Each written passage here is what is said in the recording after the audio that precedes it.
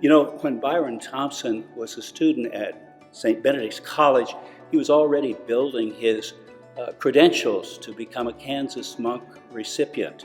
And interestingly enough, in his final year, senior year, he was editor-in-chief of the Rambler, the campus paper.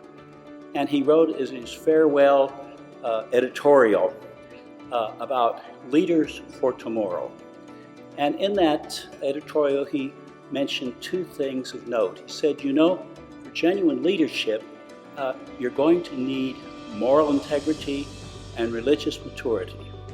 And I think that we know that he did not forget his own advice. I'd say he's got a soft heart. He's a very generous man in so many different ways. And I think that empathy comes from, you know, he is completely self-made in that regards. You know, these things that Byron acquired over time with, you know, mom and dad being a team, those things that you own, let's say, they made it clear to us those things aren't too important. What's most important is what we had was our family.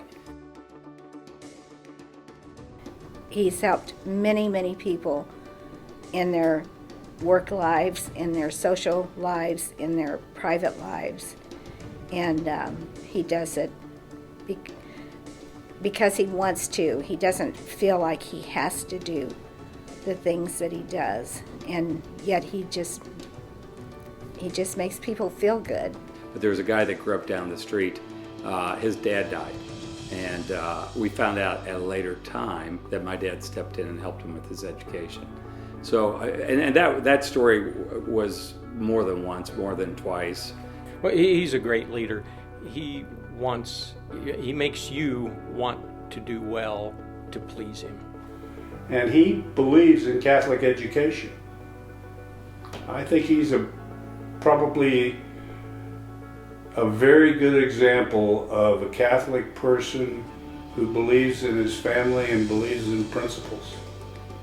I think one of the most fascinating things that he's done is that he was a major donor to the Farrell Academic Center, and he didn't want his name on a wing. He wanted to honor his good friend Tom Honig, and we now have the Honig wing in the Farrell Academic Center because of Byron's ultimate humility in wanting us to celebrate the success of Tom Honig and not celebrate Byron Thompson. What a guy, unbelievable. And as I mentioned, his enthusiasm is contagious.